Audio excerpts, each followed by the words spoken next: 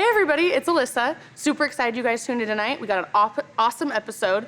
We're revealing our 1969 Hemi Roadrunner convertible, one of one. So keep watching. It's Graveyard Carz. In 1968, Plymouth introduced the Roadrunner. By 1969, it was their top-selling muscle car of all time, also garnering the Motor Trend Car of the Year award. This turquoise 426 Hemi convertible is the only one in the world made like it. The body and paint is done, the drivetrain's installed. All we have left is a wheel alignment and a systems check. And this car will be back on the road again. This time on Graveyard Carz, the ghouls are getting ready to reveal their rarest Mopar yet, the 1969 Q5 Turquoise Hemi Roadrunner convertible. With the interior, exhaust, and the steering wheel needing to be assembled and installed, it's all hands on deck with Dave, Alyssa, Mark, and even Royal. Also, Mark and Alyssa catch up with Ryan on the Superbird tribute car. But before the owners show up to see their newly restored, one-of-a-kind Hemi Roadrunner, Alyssa tries talking her dad into letting her drive it. So, will Mark let his daughter drive a one-of-one convertible worth $500,000? Stay tuned and find out on this episode of Graveyard Carz. They're coming to get you, Barbara. It has been established that the buried dead are coming back to life. I'm Mark Warman, and together we bring dead muscle cars back to life, to exactly the way they were on the day they were born.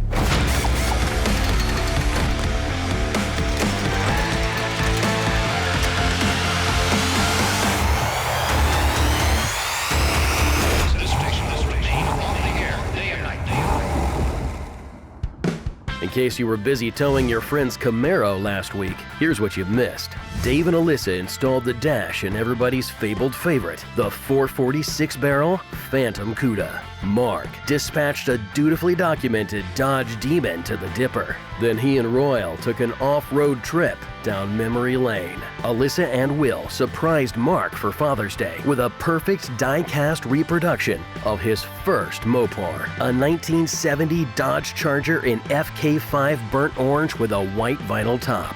And Mark revealed his top-secret plan to completely build a Cuda in 4 months, what Mark calls Operation Firepower.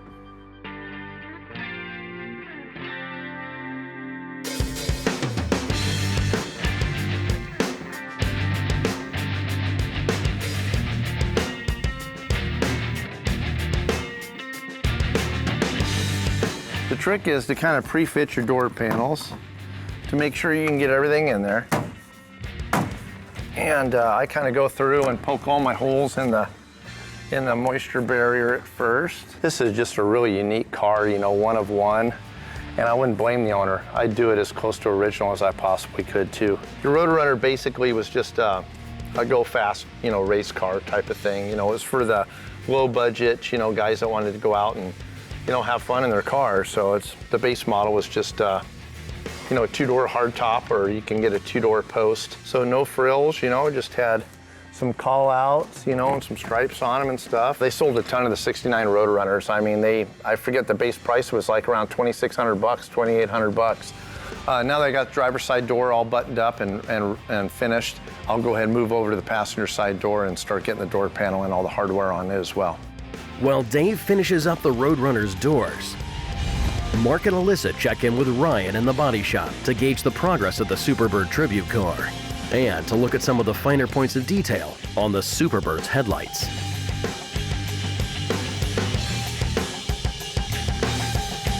Our Plymouth Superbird tribute car is out in the body shop. It's already been primered one time, blocked, and now it's ready for another primer. With any luck, that'll be the last primer before the car's actually ready to paint. That car's going FJ5, which is the limelight green. I wanted to take a minute just to kind of go over some of the things that make the Superbird as difficult, truly, as it is when it comes to building one from scratch like we did in this case. The nose itself has already been primered. All of the pieces that make it up is something that I wanted to share with Alyssa. This is the completed unit that you would buy if you were gonna buy like a used assembly with all the pieces in it. It's got the actuator on it, it's got the can itself, it's got the end plates. If you look, this is part of the end of the pivot. So it has this plate here with a nylon bushing in it. These are all really nice. If you were just restoring one of these cars, you would take this unit apart. Right, this is the original. Okay. You'd detail it, rebuild it, and together as a unit, you'd walk back here and you would basically install that. I mean, it's not perfectly up Yeah, but I against see it. what you're saying. I'm saying that's one great big unit. What we get from Janik on So the aftermarket, we can't buy that unit anymore. you would probably pay $2,500 for a headlight, maybe $3,500 just for this Oh, wow. headlight bucket, Okay. if you could find it. So instead, we bought the kit from Janik. When we bought that kit, it had to be completely assembled. Ryan, if you've got a minute. These were templates, correct? Yes, it was just a blank sheet that gave you a diagram to cut these out Okay. to build these steel plates So it was a template to make it out of steel. to make it out of steel. So you can put the actuator on. Now what we have is we have this, simulated this. Yeah. And then since this here screws into sheet metal, it'll hold together.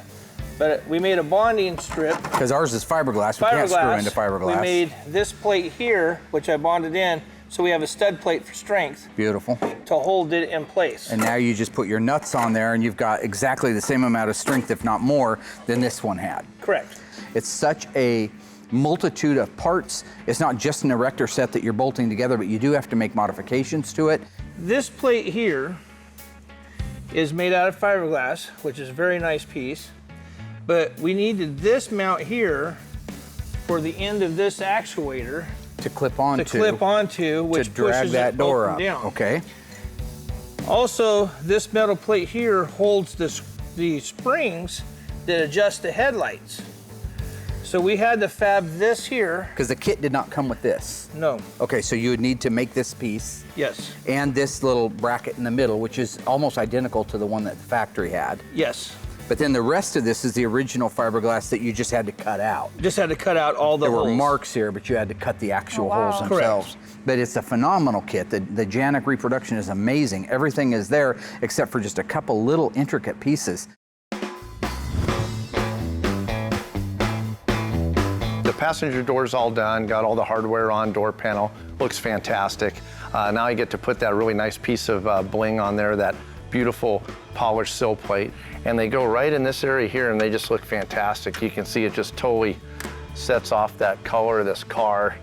You know, it's too bad this car doesn't have just a ton of chrome on it. I mean, it's got a lot of stainless around the windshield, but every little piece of chrome we put on this car just really sets it off. I kind of look at it and see, you know, you want a little bit of carpet over your pinch weld there because you want it to set down.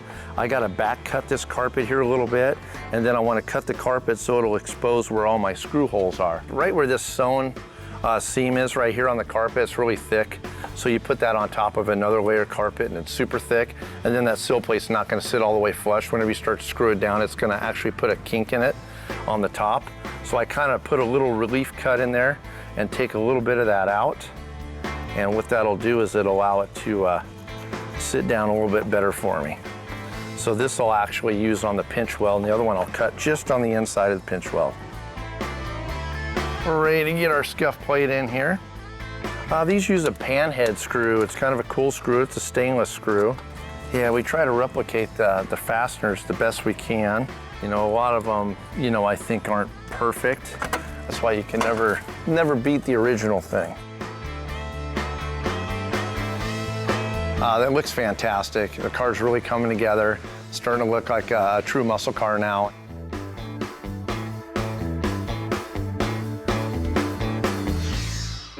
Where'd you get the original headlights? Those are out of one of our customer cars that we're doing right now, which is Okay. great that we have some original examples to go by. But we're not gonna actually use these on the No, vehicle? these go back to his car. They'll get restored and put back when we do his car. Oh, okay. But they were already out and they were already on the shelf, so I'm using them as a template, which is great because Yeah. there's a lot of pieces that make this crazy thing up. The amount of work that Ryan put in to fabricate is where I would get lost at. I mean, it's a lot easier to sit there with the original one and be able to put it together because you do have that to reference, which is a You huge can kind amount of of see help. how it came apart and it goes right back together. Exactly. This stuff was all sort of new. So this is all bolted together like this in the car, and see, then it pivots. And Just like the factory one does. this piece here, which I have the kit headlight doors. So that's a duplicate of what we've got so there. this is a duplicate, and it will pivot. And then he's going to be able to close that door Close like down. that. That's awesome. And that ends him up with what we have Essentially here. there. Yeah. There's such a learning process, like with any of this stuff, and no two cars are the same, so expect the unexpected. Ryan, would you say this is the most complicated part of making a Roadrunner into a Superbird? It's one of them. It's been a good journey. It's a learning experience. It's a puzzle. Yeah. This is probably the biggest puzzle. Like the wing, it goes on kind of, it's basically a big part. Yes. The nose cone, we kind of get it. The This hood is modification, but this is pretty to big. have to make function and withstand usage. So this will go on to that. This will be a complete headlight unit. He's already got the vacuum pods that go on the back of it, and that's what goes into making just one headlight function on one of these cars. But it's right in the spirit of the factory one, just a little bit better in some ways. What more could you ask for? It was fairly crude from the factory. It's fairly crude now. We just kind of, I think, expounded on that a little bit, made it just a little bit better. I think we probably put more thought process into restoring the cars than they did probably originally on some of these smaller things, Oh, it like has the to. headlights. Sure, yeah, absolutely. So basically, you've got this thing apart right now so that Will can do the primering on all the pieces. Correct. Get them painted, get the nose back together again, and then the nose goes on as one unit. Is that correct? Yes. Perfect. Yes. I might feel more comfortable about building one in the future than I was when this project started. All right. So that's where we're at on that. Got it? Simple. Yeah.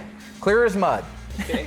All right. Good job. So with all the pieces done, Will needs to do his primer work on them. Once the primer work's done, he can paint them. Meanwhile, the car will get its final block. It can come in here, get torn apart, and we'll start painting some FJ5.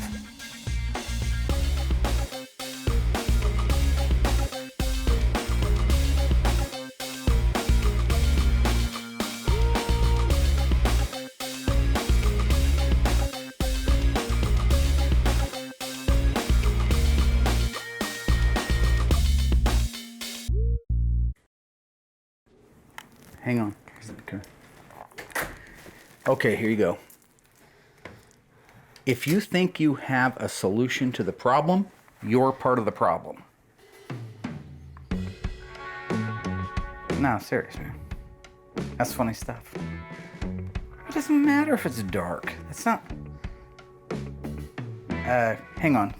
I got somebody else calling in. I'm gonna introduce you to Click and Buzz. Have you met them yet? Click, Buzz. Well, they don't like my. Who was that? There's a paper out of Florida was doing an article because the new season's coming out. It doesn't matter. Okay. Thank you. Anyways, This is write your great. stuff. Awesome possum. All right. What's going on? Any shorter shorts available, or is that it? Oh no. I wish. 'Cause if you, yeah. These 'cause are if- actually big on me, but Yeah, I know. Yeah. If you could get something that just covered the sphincter, that would be great. I could come by in a thong tomorrow if you prefer. No, I No? prefer you So wear you probably pants like should- every you other should- girl on every probably other shouldn't complain television about what show I come in with. history. But you know I'm what? 25 Whatever. years old, Dad. It worked for I think I know Daisy how to Duke. dress myself. It It did worked for really Daisy well. Duke for really well. Yeah. Yeah. She's like she didn't have a butt. You really want to want to go at it today, don't you? Anyways, I've noticed you're really busy. What I'm no, here. I'm What going- can I do to help you? I'm here to help you. Oh, I believe you're me, here to right? help me. Yeah, I believe you're here to help me, Colonel Jessup. Yes. There are 82 cars out back that all need to be gone over. Okay, well, hold on before you go there. We have the Roadrunner. People coming up to pick up the Roadrunner tomorrow. So I'm sure that's like top of the list on what we need to get Well, done. we We should need to be out test of the drive woods it. on. Yeah. I need to Dave's go on a road busy. test. Will's busy. I wouldn't trust So I any can of those help you guys to out, and I road could test take it. it on a test drive if you would like. What are you talking about? What do you think? RM27J9G? One of What does that one mean? That means 1969 nothing Hemi to me. Roadrunner convertibles in seafoam turquoise with an automatic transmission, a $500,000 car. You would like to take it out on its maiden voyage? I'm here to help you. Well, driving the car is no That's the choice. only- That's not a choice. That's not a choice, Nadine. Nice. Ever since you did, you look want like me to be Nadine. crazy. You look like I'll do Nadine it. from I'll The let you do Stand after she had sex with the devil. Remember? Her hair turned No, I white and don't. gray like that. How do you She's like your dead. steak? Just walk it through a warm room, she says to him. I can't do it. He's a righteous man, baby. Nadine, Mother Abigail says, mayhap you is, mayhap you ain't. You know? Dave brought me over. He's got the system now, the exhaust system from Accurate Exhaust for our 69 Hemi Roadrunner. This is a replica of the original exhaust. Originally, they were mild steel. This system is mild steel. The owner of this car doesn't want any fancy schmancy late model weird stuff. He wants it to look, function, and appear as it did in 1969. Yeah, the Accurate Exhaust does a great job, with these systems. They're all their welds and everything's spot on. All the bends are spot on. All right, yeah. So first thing we're gonna do is always build the exhaust from the front back. Yeah. So we're gonna put the H-pipe on. And these are always tricky because of the torsion bars, am I right? Yeah, they're tough ones, so I'll kind of help you support the back here. You kind of tell me up, down, I'm gonna move that bottom bolt out a little. There we go. Okay. Boy, my chubby little hands hardly fit in here, you know it? Oh, it's tight in there. It is between that tight. torsion bar. Good grief. If I had the exhaust from the get-go, I would have put it on before the torsion bars. Would have been great. Oh yeah, wouldn't that have been Yeah. nice? Yeah. Okay, you're Back really... in the day, it's right there, huh? Yep, there it goes. Get her? Good job. Nice. So right now we've got the H-pipe installed, which is always a little bit harder over on that right side with the heat riser, but it's in place. Something to point out, this is the original mild steel that they're made out of, all right, from the factory. It's not the late model stainless stuff, it's not the aluminized. This is the original type of material that this exhaust was built out of. So it will rust a lot quicker than aluminized or stainless, but it's what the owner wanted. He wanted it to look, appear, and function, sound exactly the way it did in '69. So that's what you see sitting here. Tom down at Accurate, he builds every one of these, breaks every one himself, bends every one, welds every one. Right now we got our H-pipe on, which is the main pipe that bolts to the manifolds. We have the mufflers on and they're just kind of mocked into place. So now we're getting ready to put the over the axle pipes on and the resonators and tips. Oh, look at that bad boy just slide right on there. Nice. Niz nice. I call it niz nice. It's nice. Niz nice. All Got right. a little much coffee this morning, getting kind of crazy out here. Like to have a little fun. All right, coffee is good. And now we've got everything mocked into place, every single piece. We're gonna go to the front of the car. We're gonna start at the head pipe. We're gonna start bolting it down and we'll watch our clearances, tolerances, make sure we don't have anything too close to the floor of the car. Work our way back to the tips and it'll be ready to fire up. Oh, the exhaust went fantastic. Accurate does such a fine job, of bending all the pipes. I mean, everything just falls into place.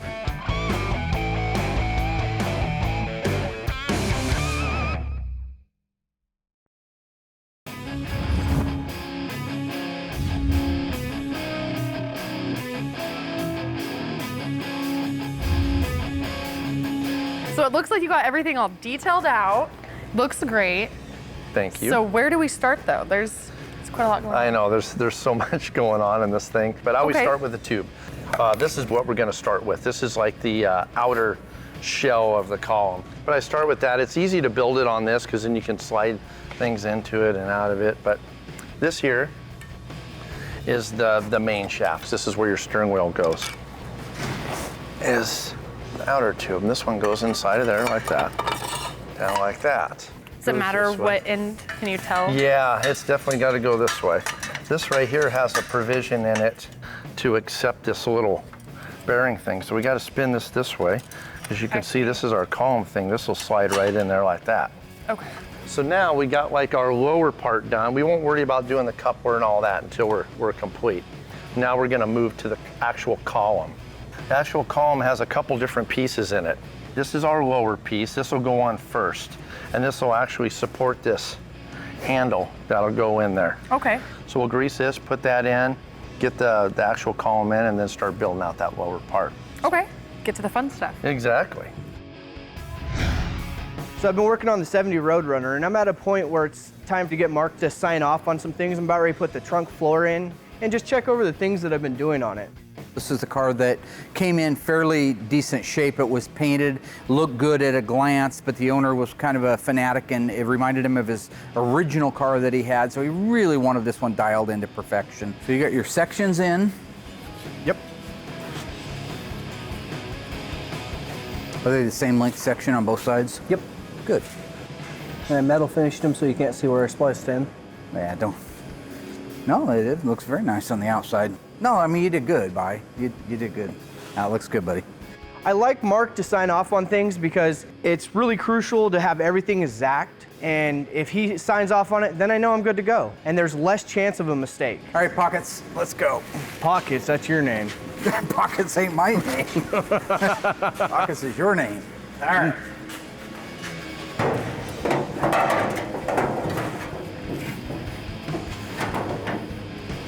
All right, so yeah, we got our bottom of our column in there. And as you can see, whenever this, shifts, that's like your gear selector. And then this is hooked on to the transmission? Exactly, yep. Then we just got to keep building out our little column.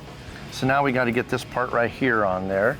So we got this built, I got some grease in there. So when we go in there, we got to fit this column set up in there. So there's all kinds of junk going in here at the same time. Yeah, I gotta get it just right. Yeah, So is this the last component before you can put on the steering wheel? Yeah, we're getting pretty close.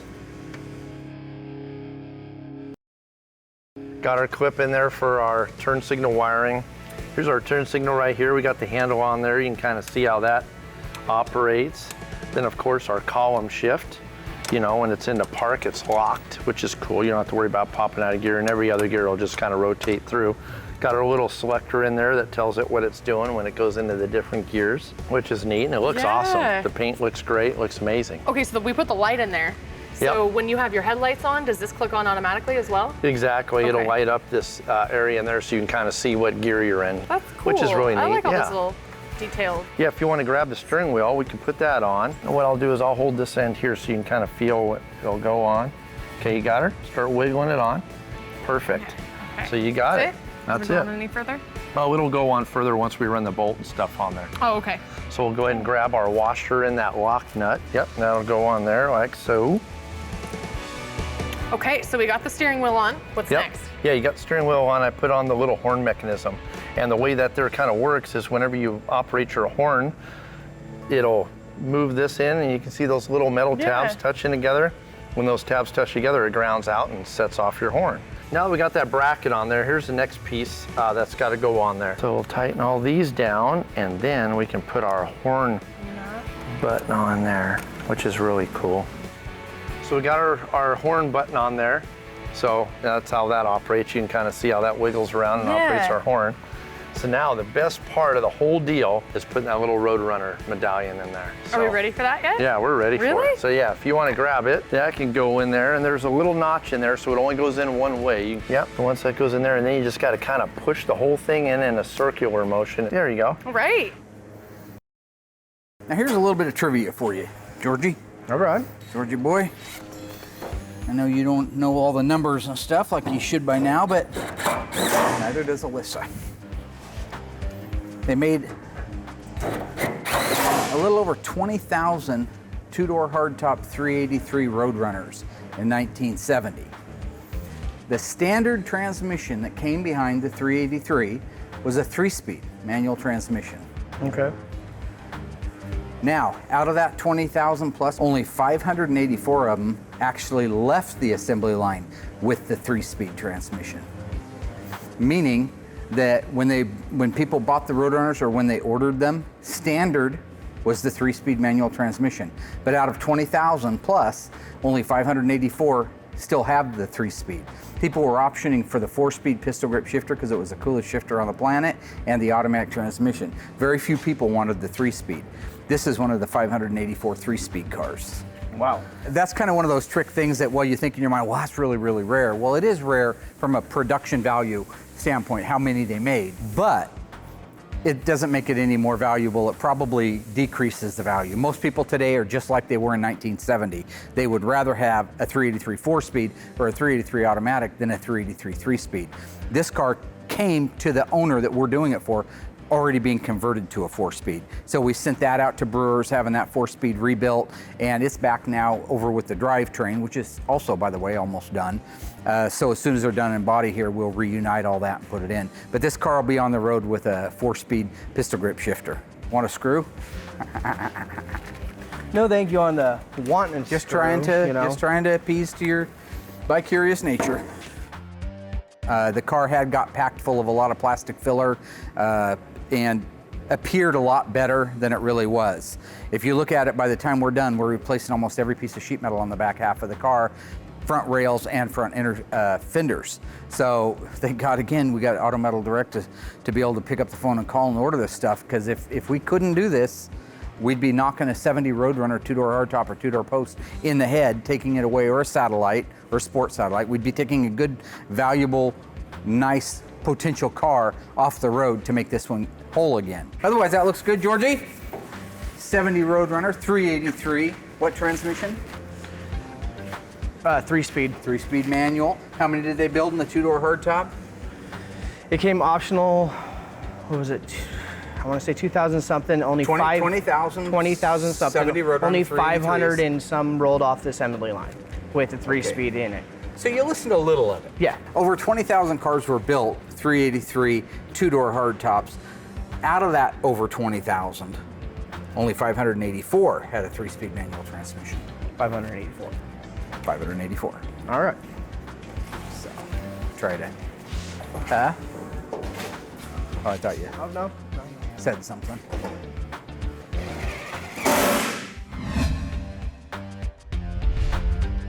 What I'm doing today is I brought out a couple of challengers here in the graveyard that, interestingly enough, a lot of the times I'll get emails from people questioning, you know, what's the difference between a 70 and a 71 Challenger. Now, most Mopar, diehard Mopar guys do know that answer, but a lot of folks don't know the answers. They'll send pictures, check out my dad's old 71 Challenger, when in fact it was a 1970 Challenger. So I thought it'd be kind of cool, since we happen to have two of them that are really, really similar cars, but showing the obvious difference between the 70 and 71. I thought it'd be a great time to just come out here and go over it. 1970, good looking car. This is a purple car, it's black interior. This one is an RT. Our 71 is also an RT. In 1970, they made 53,000 and some change. I don't remember, 53,300 total Challengers. Over in 71, they made less than half of that. They only made 23,000 and some change. So the real question is, why did they make so few of the 71 versus the 70? Take a look at the front of these cars. Look at the grille work. Now, this one, I was told, the inspiration behind this grille came from the designer who flipped a rock into a pond, and as the ripples went out, he thought, how cool would it be to do something like that in a grille? And that's what he did. You see these step-ups as it goes back into the actual grille opening itself, and this tunnel type shape to it. This is a new style and a new look, and that ripple effect look going into it, again, was just state of the art. That was absolutely groundbreaking, coming off of, again, the 60s, where everything was kind of a flush mount, ugly in your face grille. And then you get into this kind of a hard to explain look. Now, today's Dodges, they sport the crosshair. That's their famous look, is if you look at the grille, it looks like the crosshairs of a rifle. This looks like an early version of it that just needed one of them going up and down like that, and you would have had that crosshair look. It got away from the recess, it brought it back out again. Again, the grille's black, which it should be on an RT. You look at the two bumpers, they're the same. And the lower valances are the same. Come through here. I don't know which way it's got to go. Oh, There we you go. How's that? Yep. We got our steering column in there. Does it look good up there, Royal? And Yeah, looks good up here. column in there and everything. So cool. It looks awesome.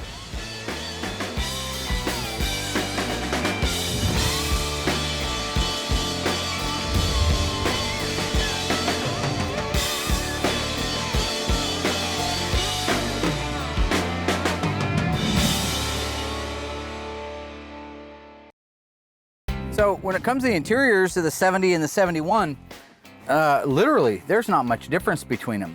The instrumentation is the same, which is that cool cockpit style, 150 mile an hour speedometer, 8,000 RPM tach, all four of your functional gauges, and a clock over on the right-hand side. Same steering wheel used in 70 and 71. There were optional wheels, but the basic standard wheel was the same. One note is if you had a 72 on up, they dropped the RPM from 8,000 tach down to a 7,000 RPM tach. The rest of the interior, like I say, for the most part, other than seat patterns, are slightly different in 71. The seat backs are different in 1971 versus 1970. This is what you call the two-piece seat back. It uses a long button on the side, a piece of pot metal type of outer hinge cover, then the one-piece clamshell back, where the 71 is all one piece with just a button to push it.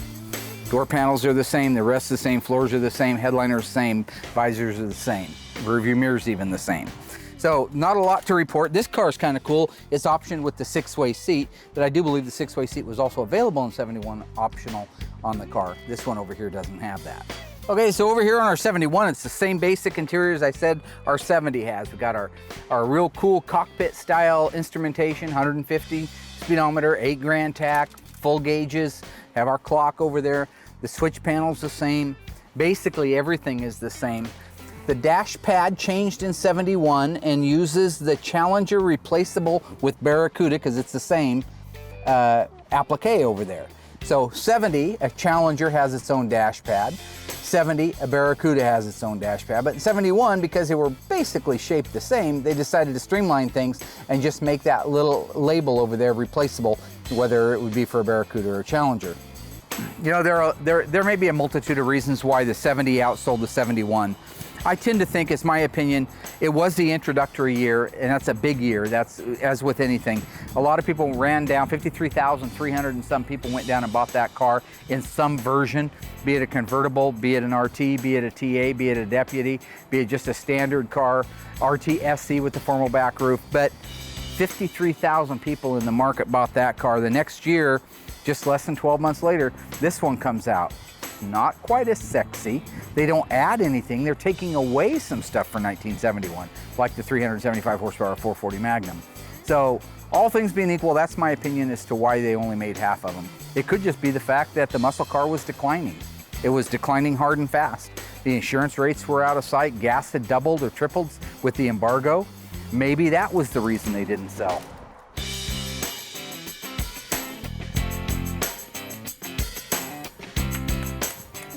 Okay. Where have you been? Dude's been walking out here. Dude has a lot more responsibility than you can imagine. Roll the windows down, turn the key on, they're power windows, roll all the windows down, unclasp the convertible top, and then drop it all the way down till it's seated, and then we'll be ready to go. You're doing a good job.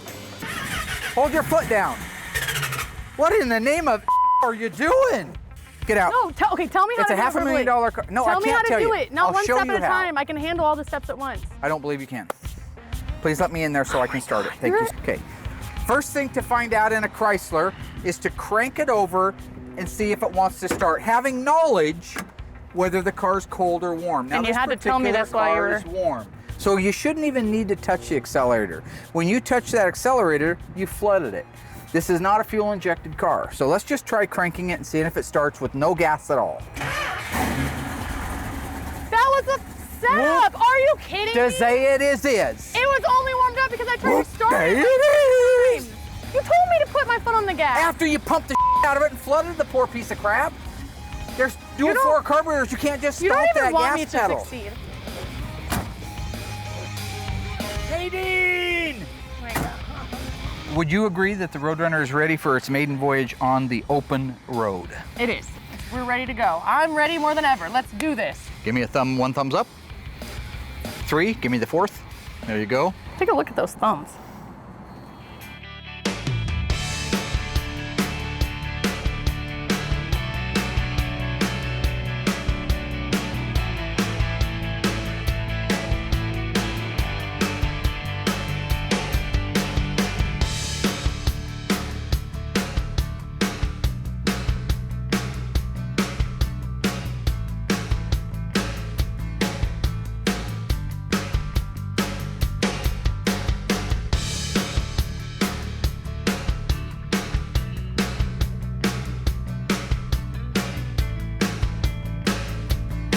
Phenomenal car. I mean, what a driver. And you haven't got a chance to be out in these things, but some of the cars that I've driven on the initial run don't work out so well because they're cars. There's 1,000 pieces that can go wrong.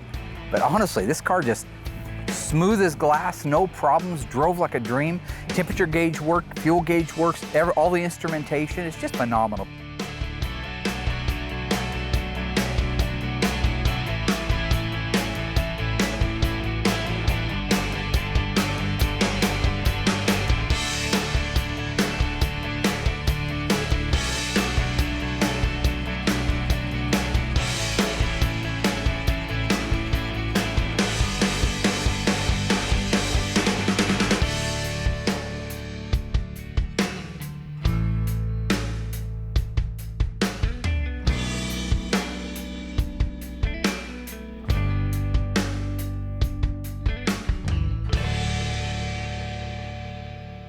Another one bites the dust.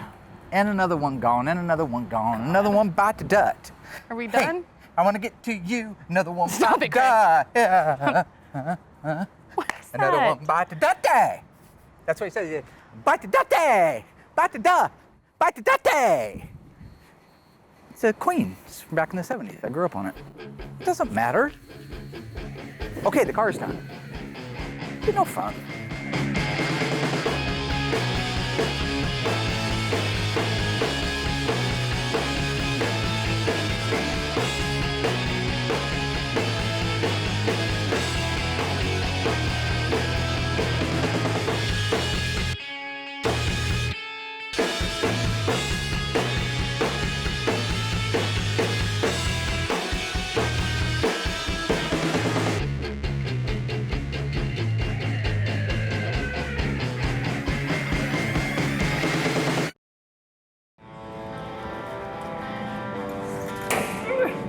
Hey, What's happening? the owners for the Roadrunner are here. So we're getting ready to do the reveal. Do you want to help me grab the guys out here, and I'll run and grab the guys up front? I'll get them ready for you. So I'll meet you guys up front. All right, I'll be up there in Sounds 5 good. minutes. 4. Four? 3. Okay, I'm Sounds going good. now. Hey, Dave. Hey, what's up? Getting ready to do the reveal for the Roadrunner. Do you want to come out front with me? We can wait for him. Oh, heck yeah, I'm ready to go. Let's do it. Okay. Oh Awesome. yeah, always excited for a reveal. I mean, it's so cool to meet the owner and actually see their their expression on their face when they finally see the cars. I mean, this is what we work for. This is the big payoff for us. So this, of course, is the best days. I helped out with the air grabber and some of the interior, as well as putting on the decals. So I'm really gonna miss this car. This was one of my favorites. I think I've said that about all of the ones I've helped on, because you kind of grow fond of it once you spend enough time. But this one's definitely my favorite. It's convertible, it's a beautiful turquoise color with the red accents, has the Roadrunner on it. I mean, I just love it. It's gonna be hard to see it, but it's also gonna be really cool to see the reaction of Daryl. Hi guys! Hi, how you doing? Hey, how's it going? Well, how Good, how are you? you? Pretty Name's good. Alyssa. I'm Daryl Smith, and my 69 Hemi Roadrunner convertible is just finished restoration, and I'm coming to pick it up. Nice to meet How you doing, Daryl? Hey, how are you? Good to see ya. So it was awesome to bring all the guys from the paint and body shop out front on this reveal, because they're really the guys that do a lot of the work, so it kind of helps keep them going group effort. when they get a thank you. That goes a long ways. He was never a big fan of No INT. He was never a big fan of the whole crew coming out for reveals. I'm Did a you see huge the old crew?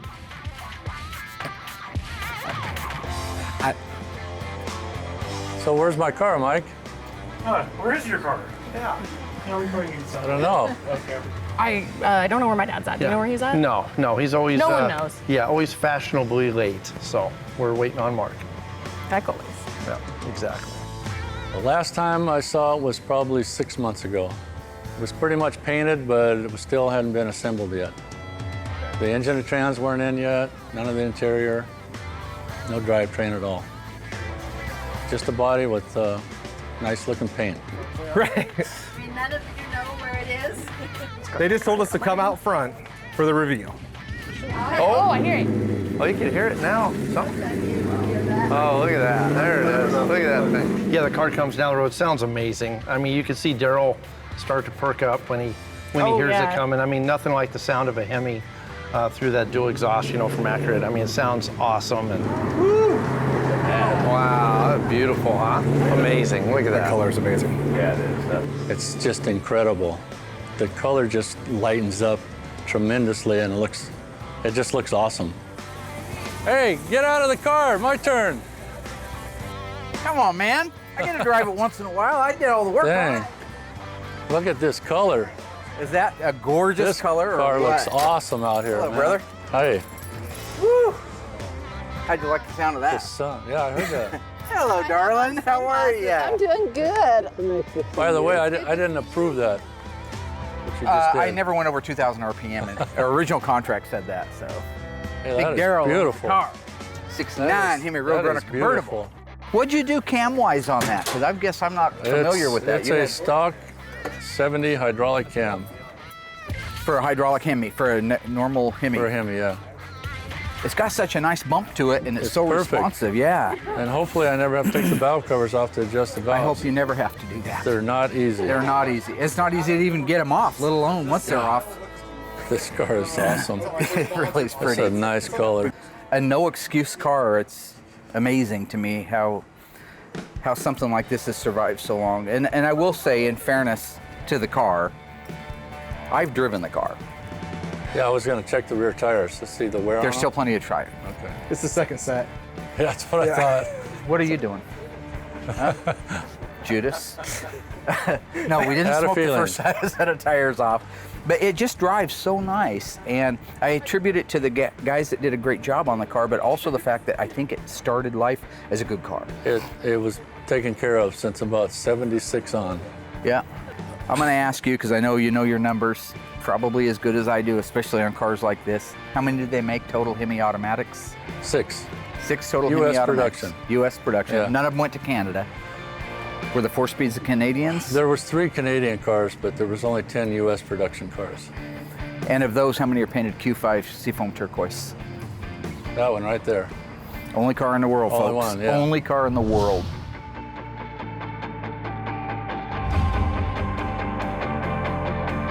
Just in case you fell asleep in the commercials or took an extended bathroom break, here's what happened. Dave knocked out the remaining interior on the Roadrunner convertible. He and Mark installed the factory-replicated mild steel exhaust. Then Dave teamed up with Alyssa and Royal to build out and install the steering wheel. Mark checked in with Ryan on the Superbird tribute headlights and George on the 1970 Roadrunner's metalwork. But hey, don't forget Will. He touched up the paint and buffed the Hemi Roadrunner. Plus, he told all the body shop guys to meet him out front.